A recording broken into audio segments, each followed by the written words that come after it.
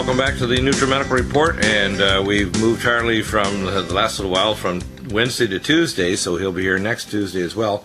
Harley, we have some important news items to go over. Let's start at the top, because I guess things are starting to come to a boil. I know the powers that be want to collapse the euro, which is basically, in a sense, just a different face of the Deutschmark. The debt crisis is, of course, in the process of crushing 24 world currencies, and another 13 are on the way.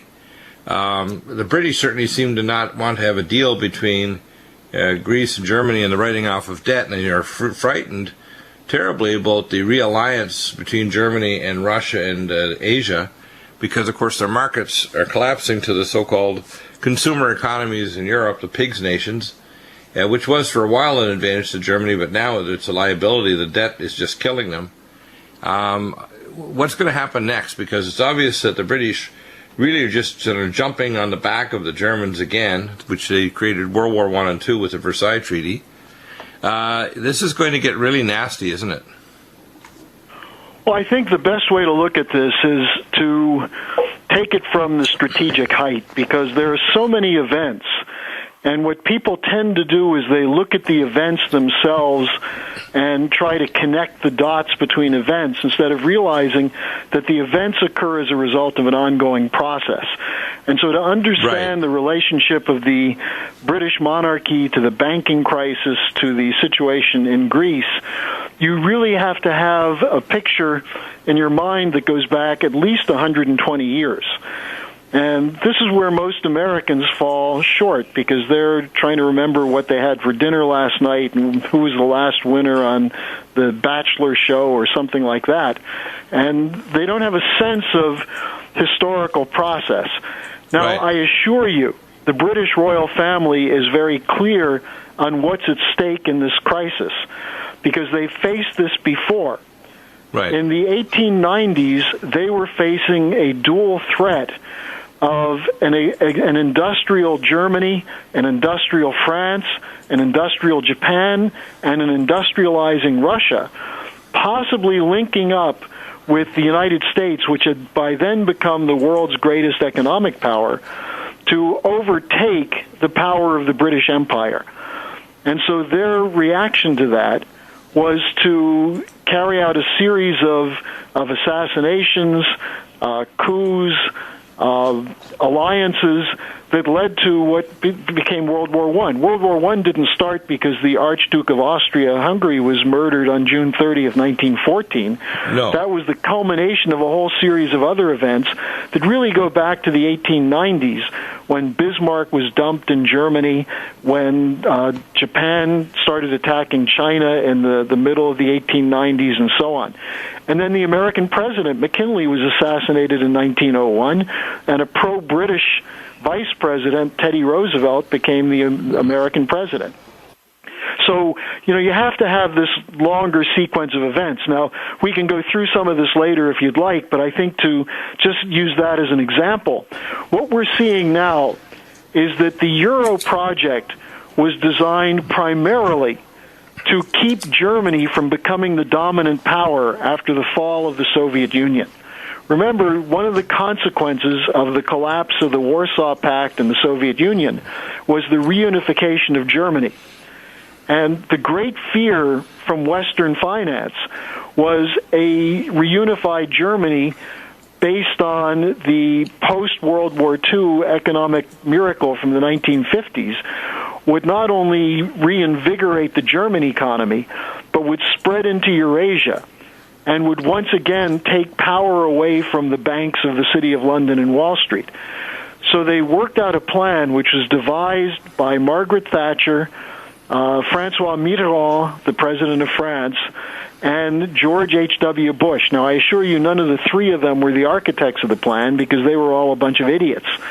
But the real architect was a Nobel Economics Prize winner named Robert Mundell, who said we need a single currency in Europe that would force the Germans to hitch their future to that single currency.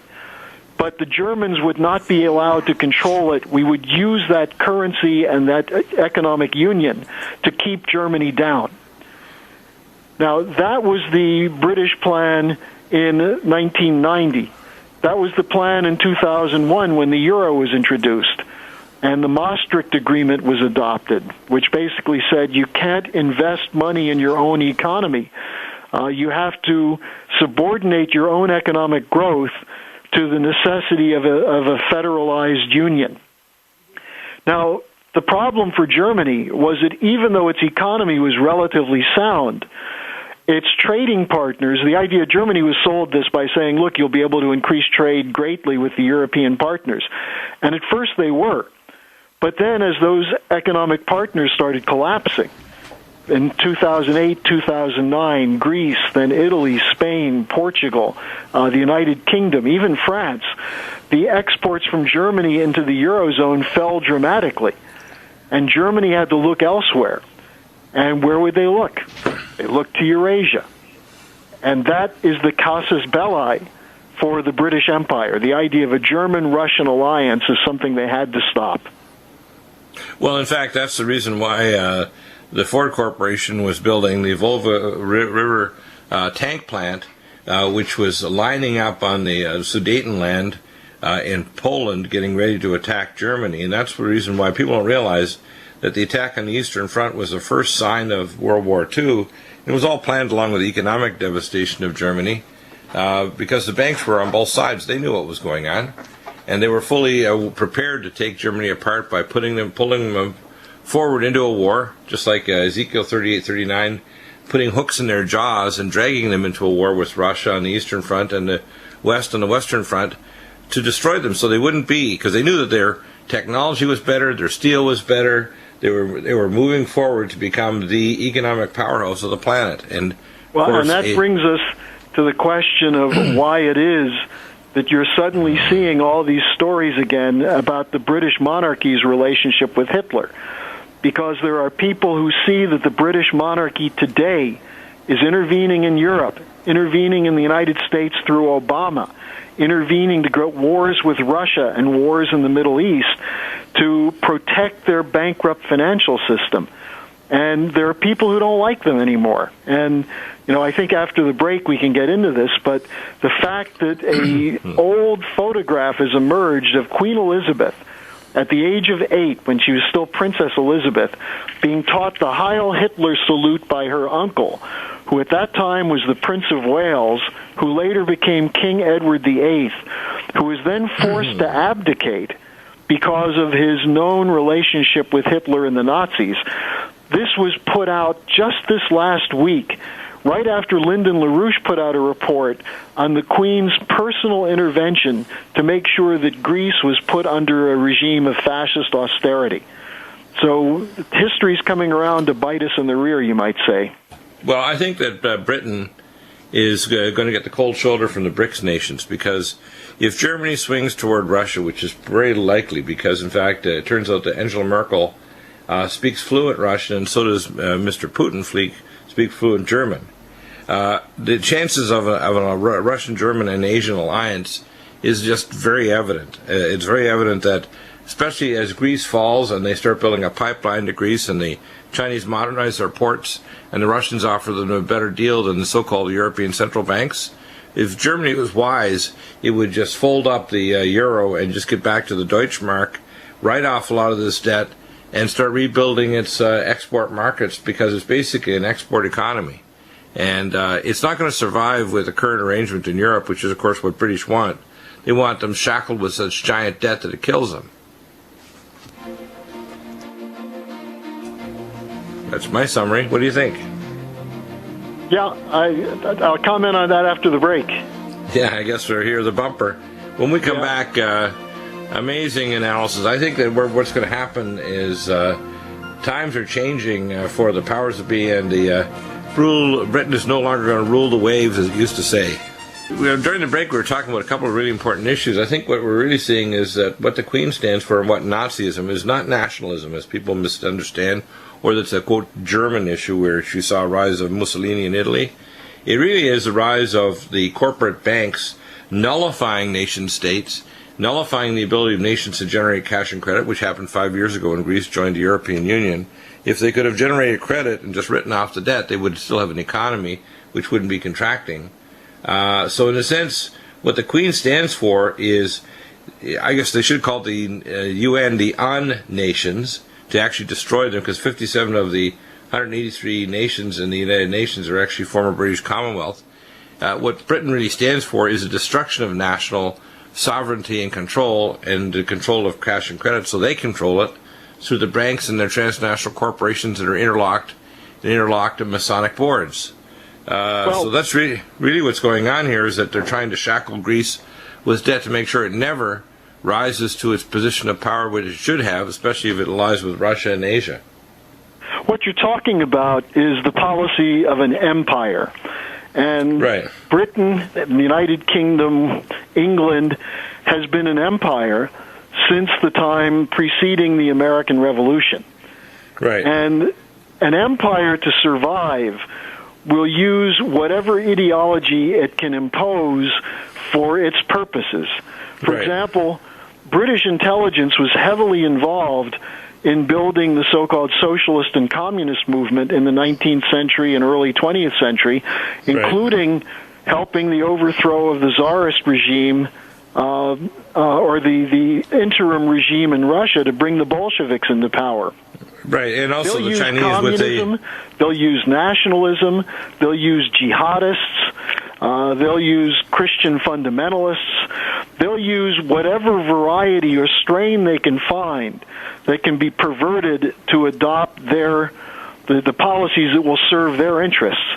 It was Lord Palmerston, who was the longest-serving foreign minister and prime minister, I should say, under Queen Victoria. Palmerston, who said, "We have no permanent friends, only permanent interests." And so the British in the early 20th century feared more than anything else what Halford Mackinder, who was the geopolitician, the founder of the term geopolitics, the study of the interrelationship between geography and politics, supposedly.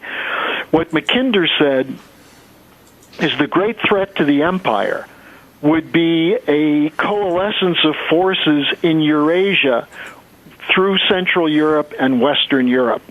This he called Central Europe, the pivot, and that the idea that you could have France, Germany, and Russia in an alliance was the great fear. Because at that time, look, the British Empire included the Indian subcontinent. It was moving in to take over the Arabian Peninsula from Egypt all the way to India. They had Australia. They had sections of China, Singapore, Hong Kong. They had the Falkland Islands. They had Canada. You talk about the 57 nations, you can find them on a map. What is the British Commonwealth? Just Google it and look. Now imagine if that empire were under one rule. Now it's still pretty much under the Queen, but in the 20th century, the first part of the 20th century, it was controlled out of London. The banks, the raw material cartels, the insurance cartels, and so on were all out of London. And any threat to that control threatened the whole system. And so the idea that an independent, industrial, developing Germany could form an alliance with France and Russia represented the greatest threat, because if you had a land-based development that could carry out trade through rail as opposed to needing the seas, then the British would be cut off from their bread and butter and their ability to control things. So Mackinder came up with this theory of the geopolitical doctrine about the need to control, whoever controlled the Eurasian heartland, he said, controlled the world island, controlled the world. So they had to break up, especially Germany and Russia. Now, that's been the policy since 1890 from the British Empire. The United States hasn't always been on board with that. In the early 20s, under the military, U.S. military in the 1920s, they adopted a military strategy called War Plan Orange and War Plan Red. War Plan Orange was an attack against Japan, as seen as a British front operation, and War Plan Red was aimed against the United Kingdom. That is, the U.S. military in the 1920s, coming out of the Treaty of Versailles and World War I and League of Nations, saw Great Britain and its ally Japan in the in the East rather, as the major threats to the United States. So you had American nationalists who understood then that the British had never surrendered their goal of a global empire.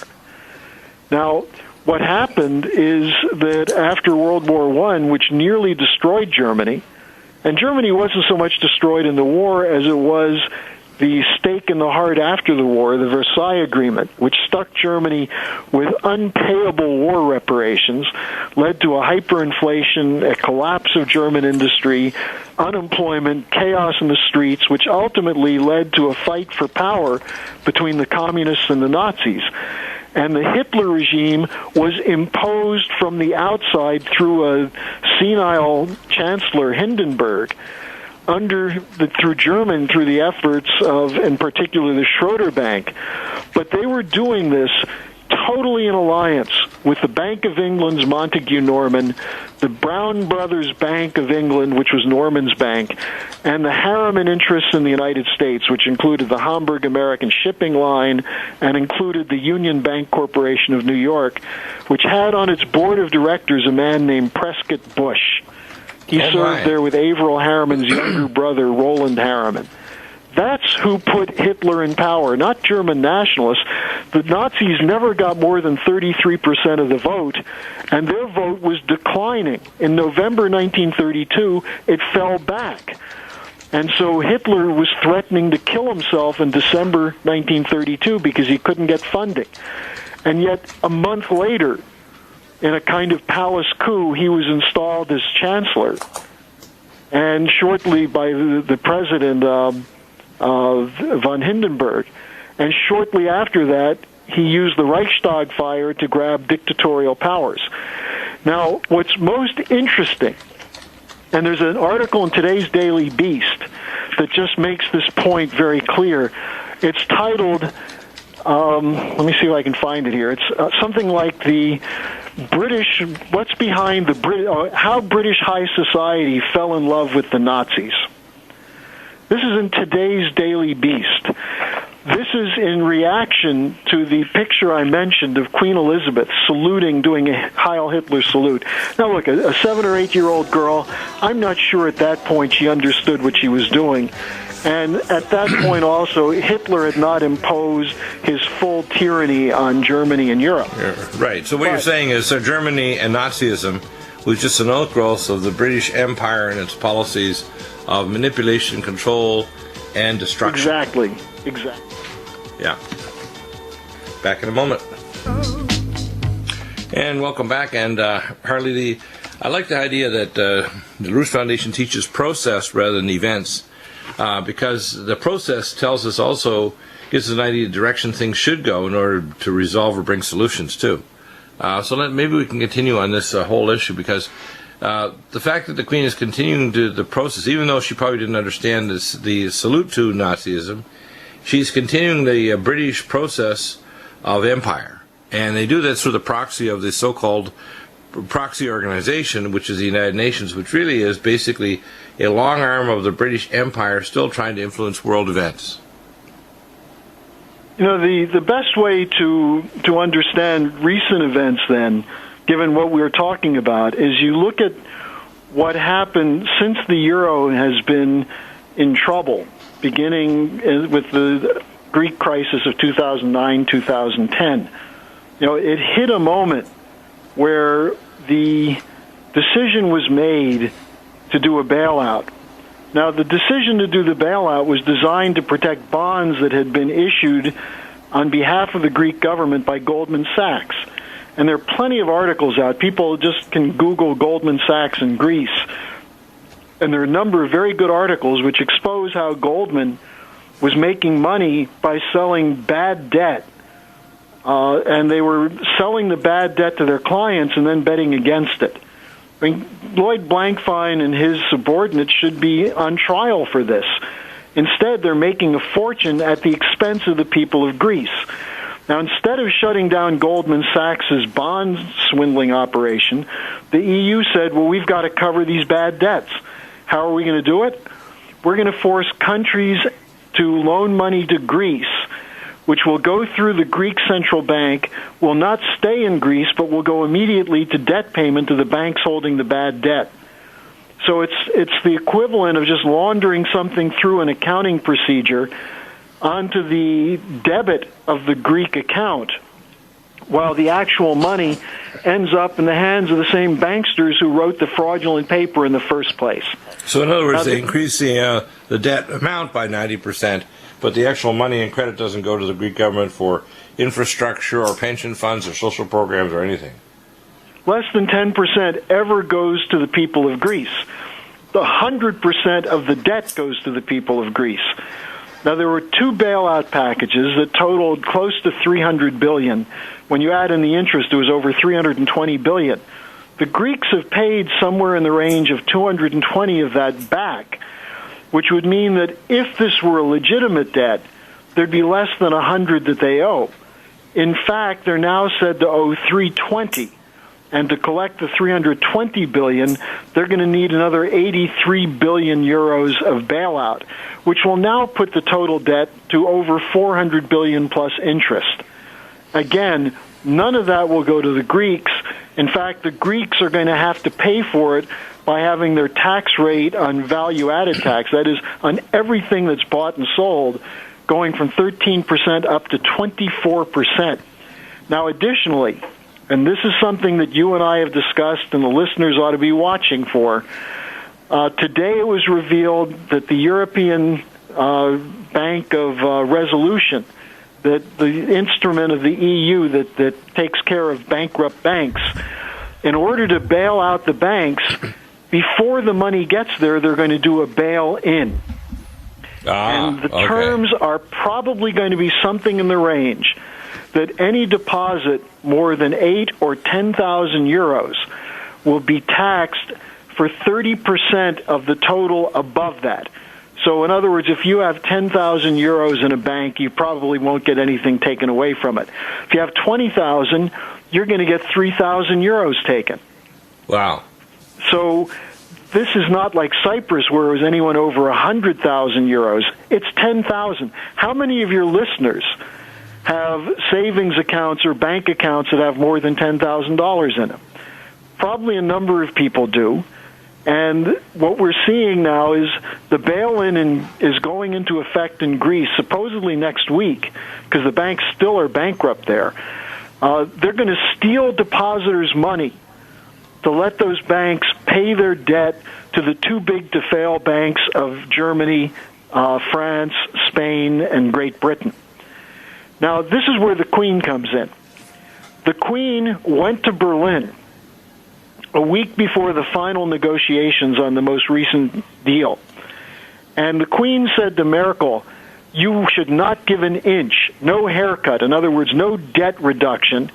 The maximum you can do is extend the terms. But, of course, you extend it with interest added. No debt cut and no giving up on austerity. And so when Tsipras went back to Brussels for the last round of negotiations, Merkel and Schaeuble were more aggressive than they had been previously. And this was a complete betrayal of all the discussion up to that point. Now, this is where you see what's the goal of the Brits. There's a short-term goal and a longer-term goal. Short-term is, by any means necessary, get the liquidity and keep it in the banking system.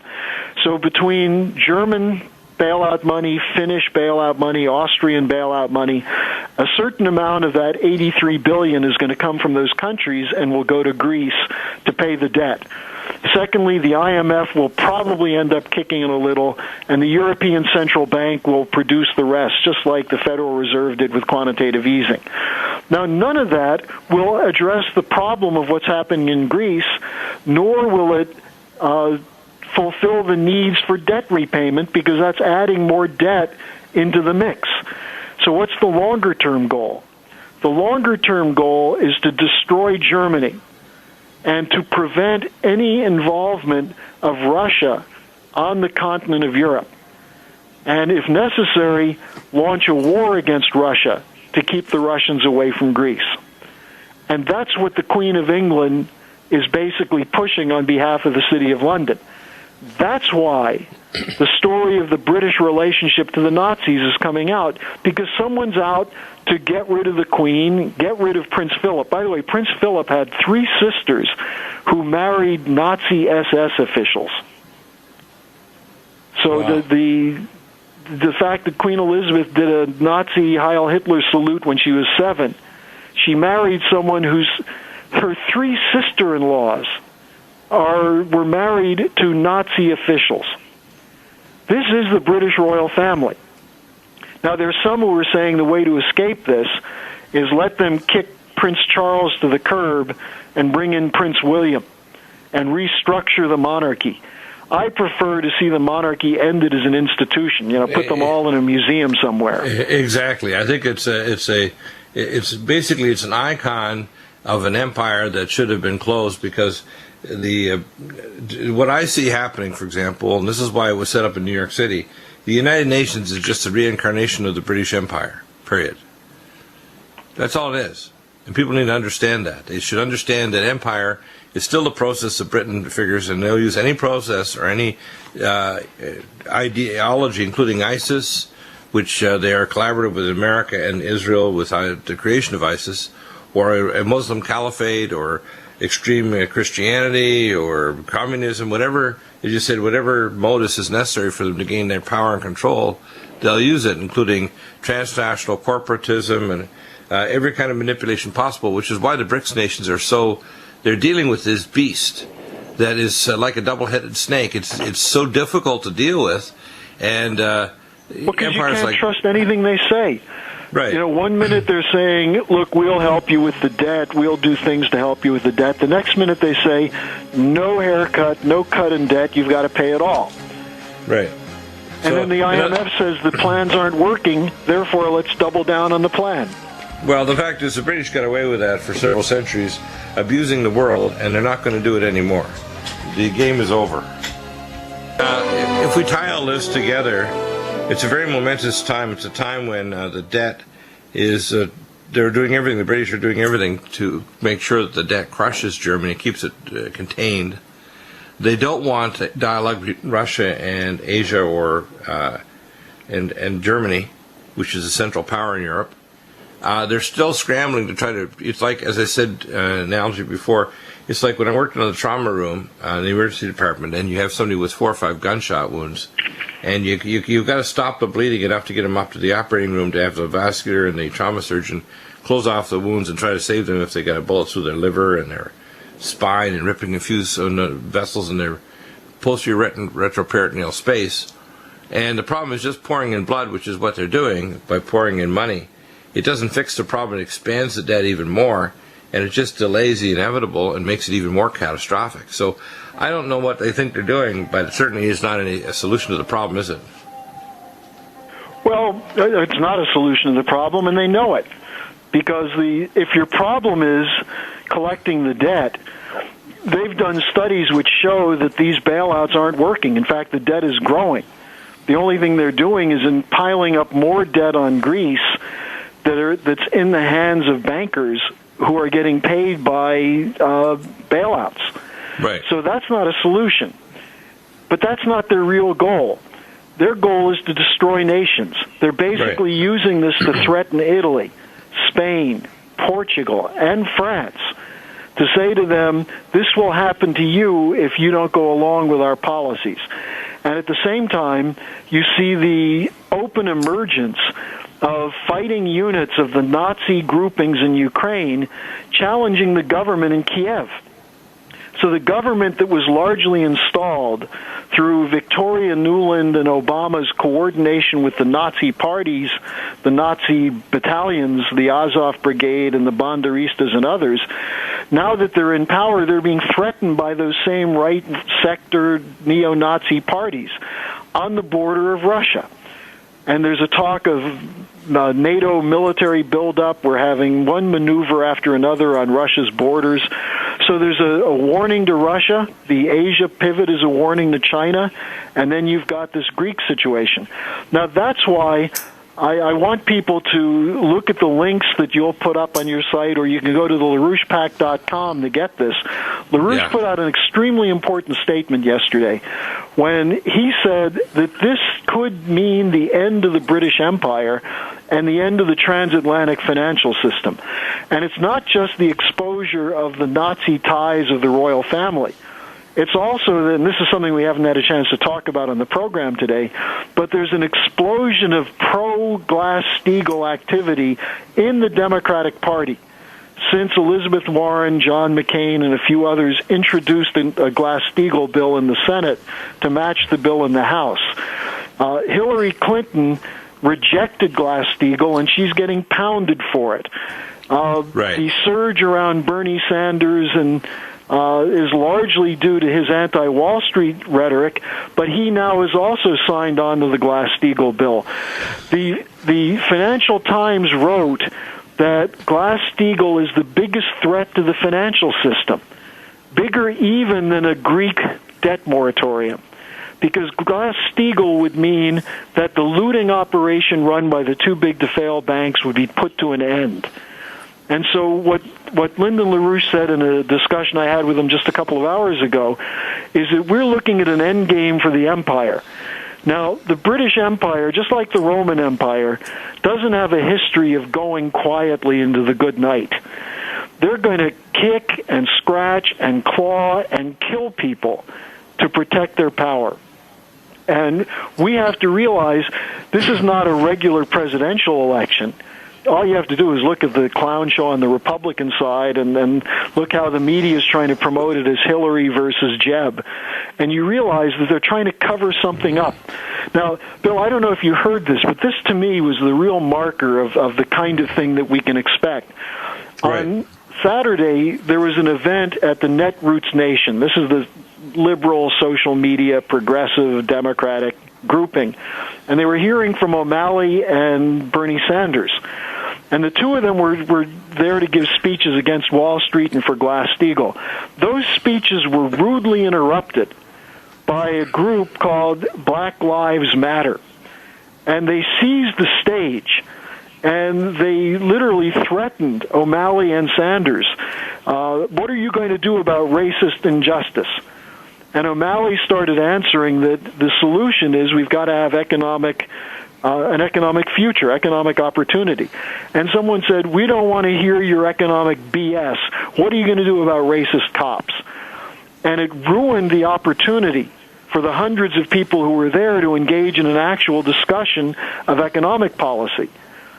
And this is what I see coming down the pike. They're trying to redirect the dialogue to deal with class and race warfare, rather than deal with the underlying issue, which a lot of the reason why we have both black and other and white as well, we call, and other groups here that have poor financial situations, is because the economy and the middle class are collapsing. Now, we do have an issue with police, but that's because we've militarized the police, which is federalizing. We brought a lot of military weapons. We brought military people type, we call it an occupying force that were trained in Iraq and Afghanistan back as police officers in America, and we've said, hey, occupy American cities and towns. And we haven't given them adequate treatment. Many of them are people who suffer from PTSD and who go into flashbacks when confronted with a mob. But the point you're making is so important, that we have serious economic problems to address that get to the whole question of the future of the people who, if the idea that Black Lives Matter means anything, it means that we care that every child, every black child, has an opportunity to a quality education, to a chance for a decent job, to live in a secure neighborhood. And that means you have to have economic development. If you address only so-called racist cops, but don't change the economy, then you're going to have black-on-black killings. I mean, it's not, this is already going on. We've got to have a shift in the discussion around economy. But instead of doing that, Obama, and I was told Obama's got something to do with this, is encouraging this so-called racial dialogue, which is not a dialogue. It's a bombastic Mau-Mauing that's coming out. Now, similarly, and maybe some of your listeners will get upset when I say this, but that's what the whole Donald Trump thing is about, to freak out the Hispanics. Has nothing to do with real economic growth. He's the Ross Perot of this election, isn't he? Well, I think that's demeaning to Ross Perot myself. Yeah, I know, but it's that kind of principle. In other words, is he going to? He talks. Force. He's a very disruptive force, but is he really a presidential candidate? Is he telling the truth? Perot actually did raise the level of discussion. Perot did one great thing, which is that he forced people to think about NAFTA. Well, and so does in some ways, Trump. But the problem is he going to provide real solutions to it that are going to carry through to the election? The problem is he the final candidate, or are they going to bring in one of these other yahoos like Christie? Well, he's drowning out. The one person who's been lost in this whole thing is Rand Paul. And part of it is that Trump is the one getting all the coverage. The point I was trying to make, though, is that Trump's comments on John McCain and his comments on immigration, and then this whole Black Lives Matters issue, are taking the focus away from the growing momentum to move against Wall Street, because, just to summarize quickly, the events in Greece show they're willing to kill to collect debt, including bailing in your bank account. And this has to be discussed in the election, and they're trying to keep people from discussing that. Well, let's give a real concrete example. Let's say the house of cards really starts to fall this fall. Okay? What are you going to do in America if you've got 50 or 100,000 or 200,000 in the bank, and all of a sudden you don't seize 30%, maybe they seize 80%? What are people going to do when they're literally... And they don't think the bailing in their money will happen? No. The banks have already given policy from Cyprus and from the British banks and Canadian banks and the Federal Reserve. They're fully prepared to do this. It'll destroy economies. It's on the books. They're ready to do it. They're ready to starve people to death and destroy economies to maintain control. They want to be king of the mountain, even if the mountain's a heap of ashes. That's the problem with an empire. Yeah, exactly. Crazy stuff, isn't it? Yep. That's the real roots of Nazism. It's not nationalism. It's global control by corporatists and transnational corporations under a satanic rule of high-level masons who could care a rat's behind if they kill nations and people. That's what it is. All right, it's talk empire. To you next week. Empire is what it's all about, isn't it? Amazing discussion today, Harley. Thank you. Bye.